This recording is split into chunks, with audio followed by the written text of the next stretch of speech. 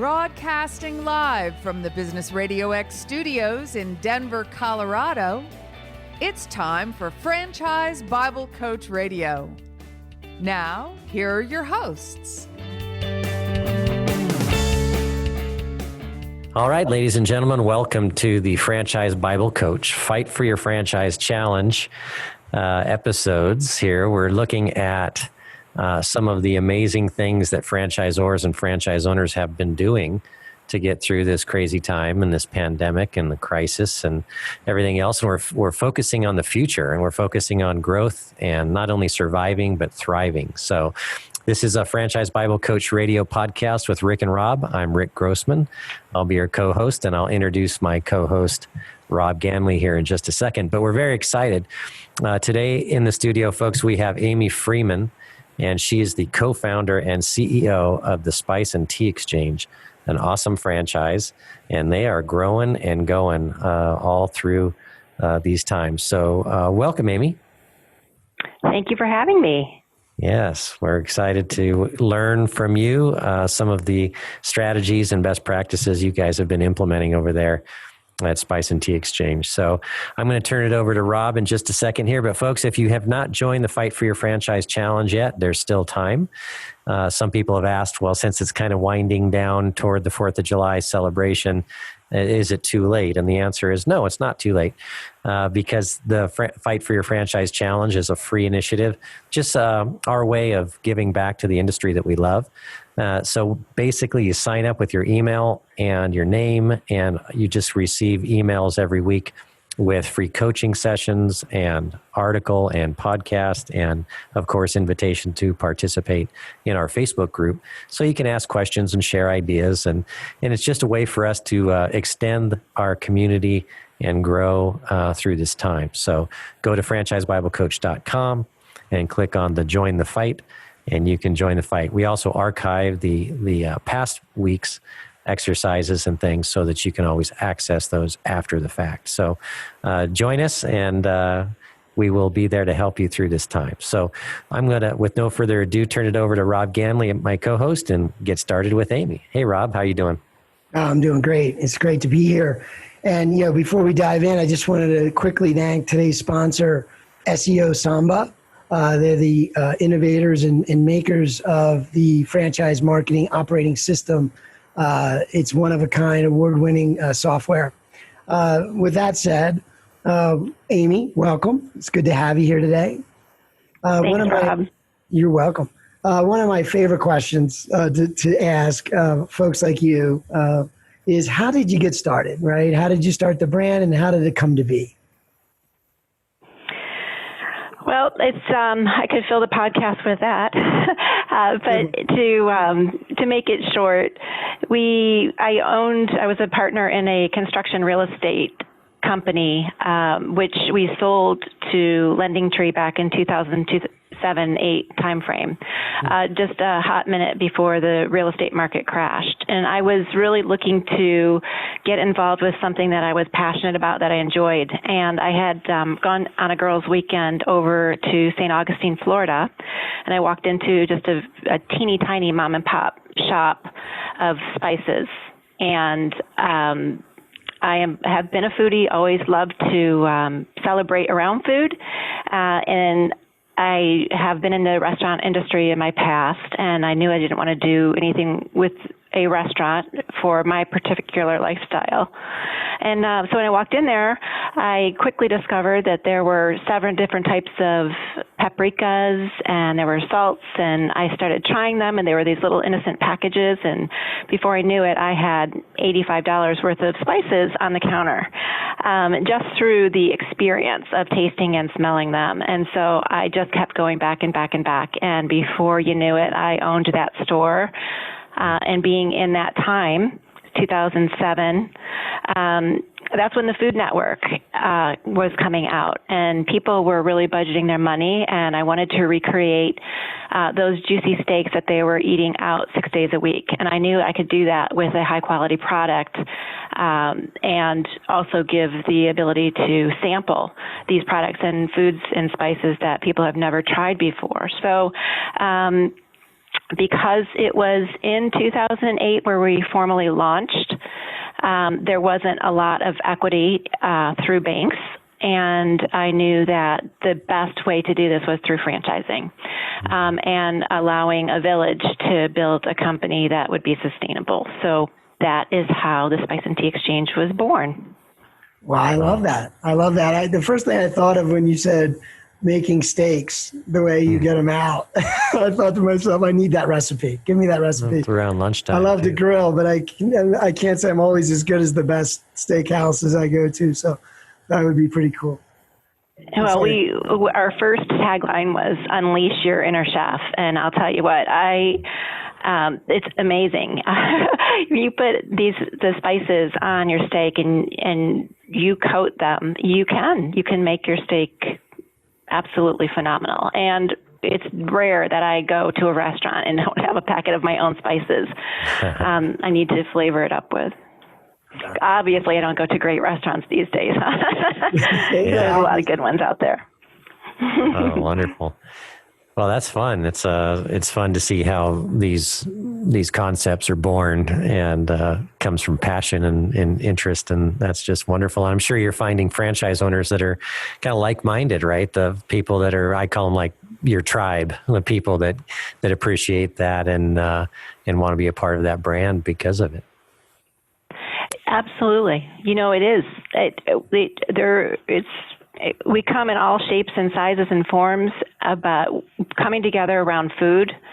And again, in my particular brand, it's people who want to be around that and educate and talk about it because it's a happy thing, right? Let's face it. You eat when you're happy, you eat when you're sad, you eat when you're nervous, you eat when you're gearing up for anything. And it's a great concept to be able to really create an image of a dish without having to serve it up.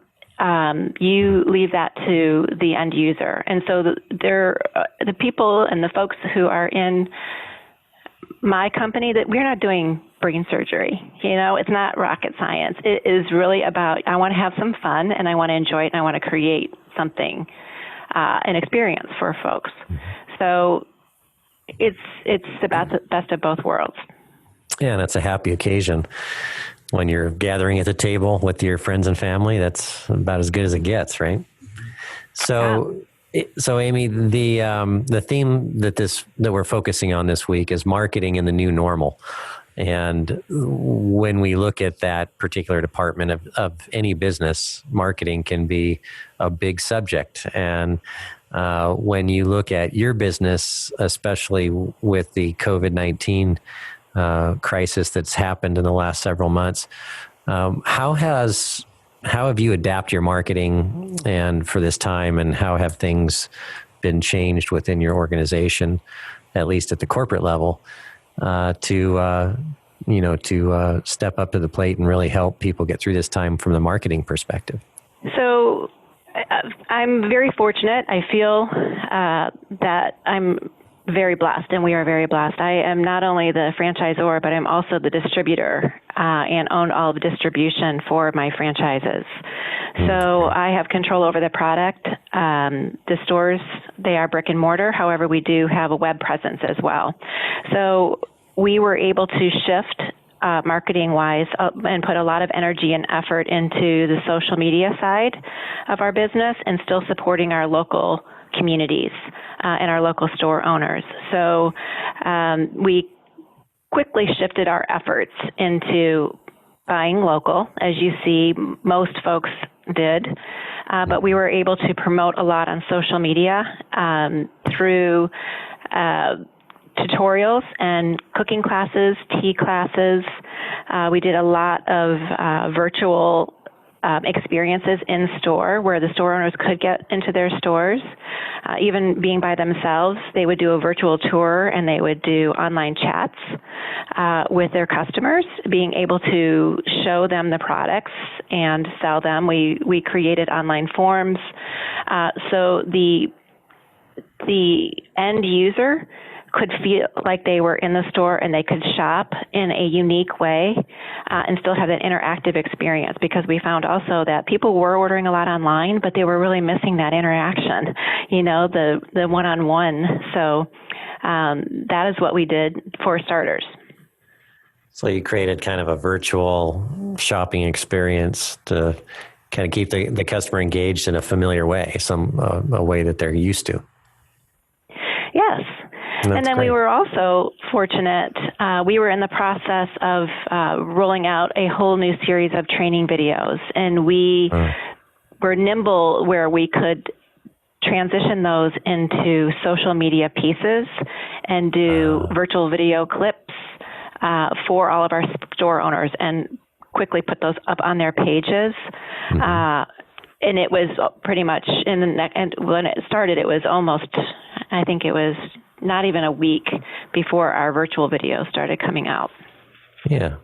And kind of dovetailing into that, adapting to the time, how's that impacted your franchise recruiting and your development on that side? It's been pretty incredible. As a matter of fact, my EVP of development is out right now selling a store as a result of this. So, woohoo! Good. So you haven't seen a big interruption in interest from the candidates? We haven't. Great. We have not. No. Well, we anticipate a boom. Everybody we talk to is people are kind of chomping at the bit to get out there and start their businesses and open up. We're hearing that from just about everybody we talk to. So we know that once we get through this and get everything open again, we're anticipating that we'll see quite a boom in franchise growth.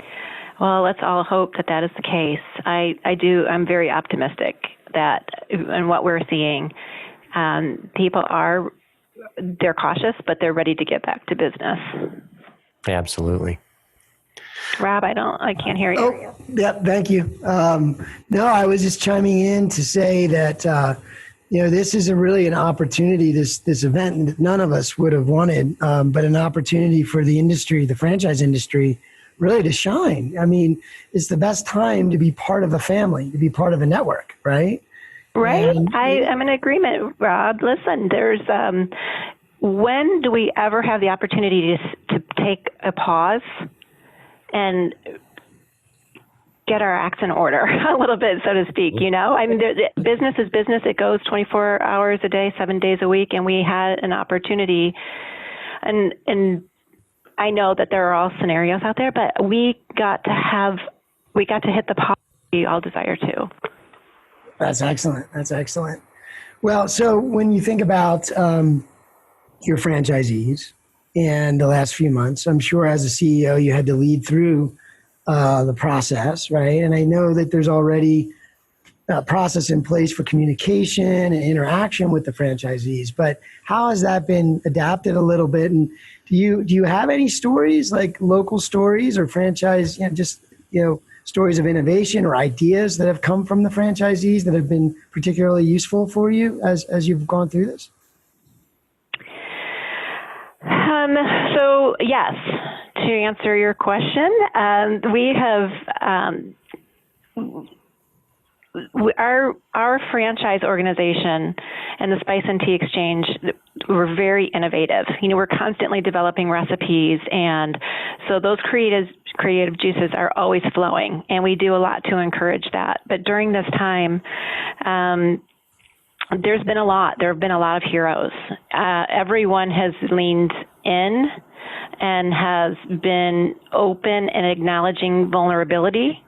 And recognizing that people are feeling different things at different times. And so we may not always be in sync. And so some of the creative ideas really started flowing from day one. Fortunately, I had the opportunity to be with a whole group of upper echelon CEOs, COOs, investment bankers when this exploded, and it was probably the best place I could have been on earth at the time, because we learned that staying calm and communicating and listening before you speak was the best information that I could have received, along with, best practices in a situation like this.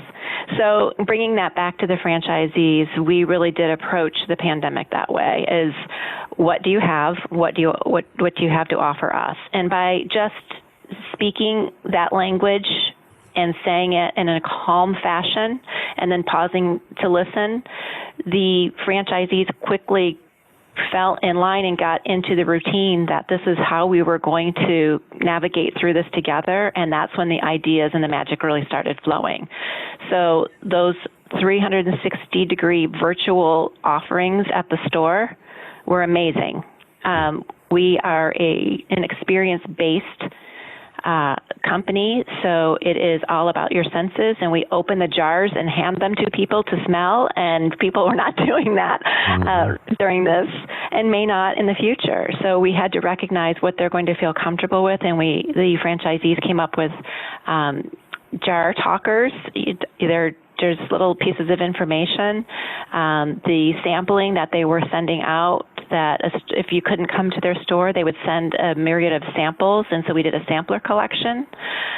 Just a lot of great ideas. Those are just a few. Yeah. Do you think some of them will affect your future offerings or your future way of doing business? I do. However, we created a task team, and we put out a tremendous amount of information and a port that people could share with. And what we found is that there's a lot of folks that are wanting that. They're wanting that experience. They feel that it's okay to open the jars and smell. We did put some different protocols in place that will serve the customer, but it is really reading the customer and trying to understand what they want, if they do know, and if not, then it's just to navigate gently through the scenarios. But our stores are opening up. We've got 3/4 of our stores back open right now, and people are grabbing those jars and opening and smelling them. So, we did have a whole secondary line in place, but right now it's back to business as usual in many respects. Well, that's great to hear. I know, Rick, you talk a lot about trust, right? I mean, just the building that trust with the community again, rebuilding it, I should say. Yeah. And Amy, you said you had 75 units. Is that correct? Yes. And 3/4 of them are back open, did you say? Yes, sir. Well, yes, and we're in destination locations, so it is an experience. Yeah, it is an experience. And how is it looking different for the way that you're doing business now versus before? As Rob was saying, one of the things that we are seeing time and time again from the people that we're interviewing on the show is that the customers need to feel safe and they need to feel trust in the brand. And so it sounds like you've already started to implement some of those strategies in the stores now. Yes, and we're following many of the same protocols that all of us are hearing over and over, so I won't go into that. But as far as reading the customer when they're coming in, it is really, again, doing what we are doing with our first customer, which is our franchisee. We're asking them to do that with their guests as well, and it's being able to just pause and see what the body language is and try to identify what the guest is there for, what they're looking for. Do they know what we are about? And taking the time to truly interact and engage with the guest. And that is making just something very, very simple. But instead of putting your opinion or saying what you have to say and getting that out right away, we're asking for a pause to hear what the guest is wanting and needing. And it's amazing how impactful that is, or impactful. Yeah. I think it's brilliant. It's returning to the basics, right? We hear that quite a lot, that this whole thing has enabled everybody to kind of pump the brakes a little bit and slow down this crazy busy life that we have, spend more time with family, spend more time with friends, spend more time with our customers and our staff, and really just kind of slow down and soak it in a little bit. And it sounds like you've taken that to the customer experience, where instead of it just being business as usual, let's really pump the brakes, slow down, and find out what's on their minds, right? A little bit more even than before.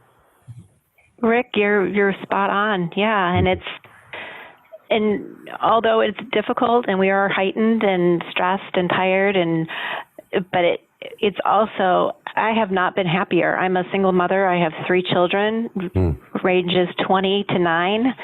And I've gained 30 pounds since this pandemic, because we're eating my great spices and we're cooking every meal together and we're playing games. And when you come back with a full heart back into your business, I didn't stop working, but coming in and being happy, it really is contagious, and especially when it is authentic, right? Yeah. So I think that we'll look back. Yeah, I agree. And I think we'll all look back on this time. I've got 4 children, and 3 are at home and teenagers. And sometimes it's a little crazy, but we are spending more time, and it really is giving us a chance to kind of just slow down and enjoy and really find just that basic happiness. Again, get away from all the crazy technologies a little bit. Yeah. Except Zoom. We need Zoom. No. We do. Well, it's great to have it right now, right? But so as we wrap up the show, one of the things we like to ask, and this might be a little hard to pinpoint, but we like it from your perspective, if you had a gold nugget, and you shared a few of them, but if there's something that you could share with the audience and maybe others in your position that are leading brands or even franchisees that are trying to move through this time and keep their head up and fight through and not just, as Rick says, not just survive, but thrive. Is there a gold nugget? Is there something you thought to yourself, I'm glad that I had this mindset going through? Is there something you could share that you think was important? Yes, there is, and there are several. And for a lot of us, we're here to make money, right? In the franchise system, as franchisor, as franchisees, in whatever business you're in, you've got to make money in order to survive. We broke through some barriers.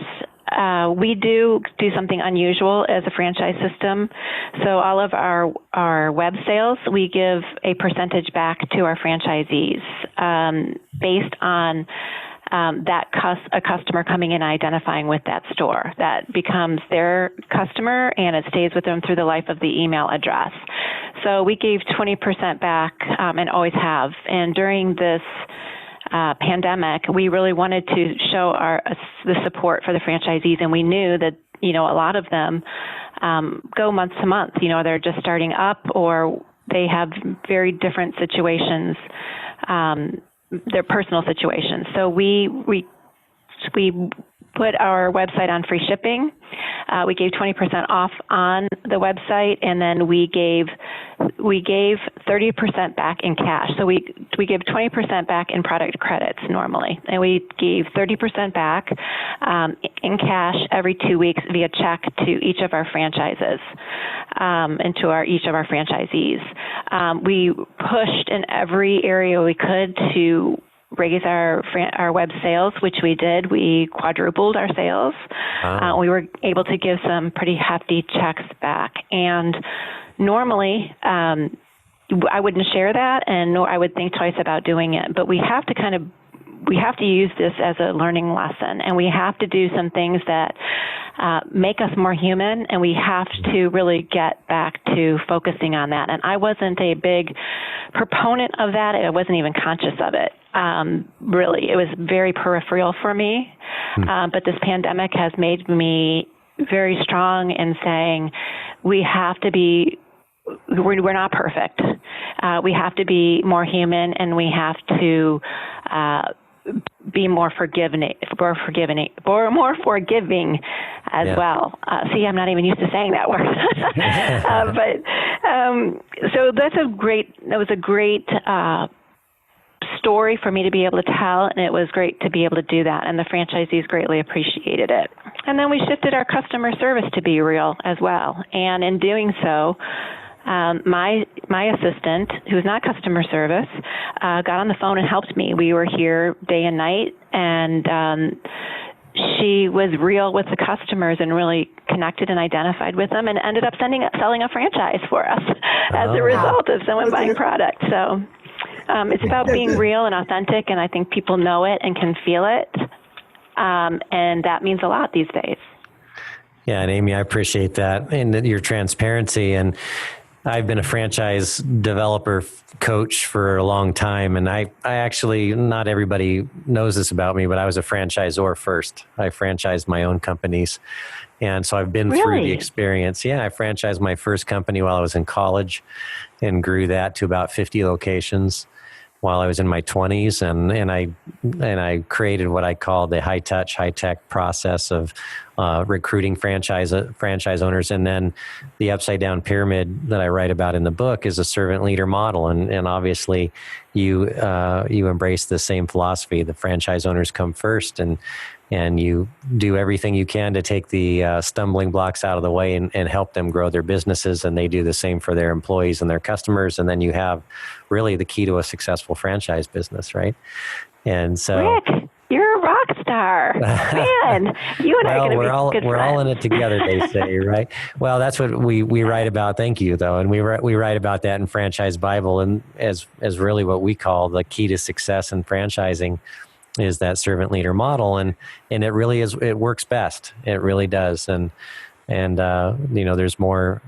We could probably talk about that all day, couldn't we? But really what I've always encouraged everybody in the franchise industry to do is be a little more transparent, share more ideas. And, sometimes people are afraid, well, if I give away my secrets, they're going to steal my secrets and run off with them. And in reality, and some things are your trade secrets for sure. But for the most part, our industry is reliant on all of us being successful as franchise organizations and people. And if we don't work together, then the franchise industry will suffer. And then franchise owners won't be as likely to join our brands. So that's what we can dovetail kind of right into the reason we started the Fight for Your Franchise Challenge, Amy, was to really get people having that conversation now that we had a little more time to kind of, like I said, pump the brakes and think about what it takes to get through this time, not only to survive, but to thrive, like Rob said. So the Fight for Your Franchise Challenge, folks, is on franchisebiblecoach.com. And it's just our way to give back to the industry that we love. And we've talked about some really neat gold nuggets today. And Amy shared some amazing insights and transparency that's been working for her brand and her franchise owners. And of course, the Franchise Bible Coach strategies that we have, we're sharing those at no cost during this time just to help everybody get through this time. So you can sign up at franchisebiblecoach.com. And if you're a franchisor and you have franchisees out there, you can sign them up as well. And we've had brands do that where we've had their franchisees join, and we can get them on the email list, and they receive that information as well. So we're going to wrap up the show now, and I'm going to send it back over to Rob to thank our sponsors, and then we'll tie things up here. But thank you all for listening. Hey, Rob. Yeah, thanks, Rick. I would like to again thank SEO Samba, today's sponsor. Again, they're the makers of the franchise marketing operating system, and you can learn more there at SEOsamba.com. And also, Amy Freeman, I want to thank you, founder and CEO of the Spice and Tea Exchange. Amy, is there a good website that folks can learn more about not only your franchise, but the products and locations and things like that? There is a great website. It's spiceandtea.com. That's an easy one. Spiceandtea.com. Come visit us. Yes. That's it. Perfect. Back to you, Perfect. Rick. And we'll also put your logo on our wall of fame with a link there, folks, so that you can go to the Franchise Bible Coach and click on the link and get right to their franchise information page too. Yes, thanks. Come visit us. And Yes. Rob and Rick, I want to send you some goodies so you can try our product if you haven't already. Oh, wow. That would be fantastic. We'll get you addicted. You can would love send it all that. to me, and then I'll give Rob his portion later. Don't send them to the office. That means Rick will get them all. Yum. Well, we appreciate that. Well, thank you, Amy, and thank you to your team and everything that you've been doing to help this initiative. And we will get through this together. And folks, as I say, keep fighting the good fight. It's all of you out there on the front lines that do the work every day that keep this industry going and keep job creation going and keep the customers coming back. So keep up the good fight and keep spreading the word and telling your friends to join the Franchise Bible Coach Fight for Your Franchise Challenge. We also want to thank Entrepreneur Magazine and entrepreneur.com. And we noticed that, Amy, you were ranked as number 442 in the Franchise 500. Is that right? That's right. Well, congratulations. That's an honor. And there's thousands of franchisors out there around the world. And to be ranked in the top 500 by Entrepreneur is a big achievement. So congratulations on that. Thank you very much. All right, Rob. So if there isn't anything else, we'd like to thank everybody for participating. And we look forward to seeing you next week. And folks, when it comes to marketing, things are changing a little bit. And marketing in the new normal, it's all about trust and building that trust and making your customers feel safe and engaging with them in different ways. And I love what Amy was sharing about having online events and being able to do the virtual tours and things like that. So be creative and stay in touch and go out there and visit with your customers, engage with them. And that's kind of the marketing tip for this week. So I'm Rick Grossman, and on behalf of Franchise Bible Coach Radio with Rick and Rob, I'd like to thank everybody, and we'll see you next week. Rick Grossman signing off.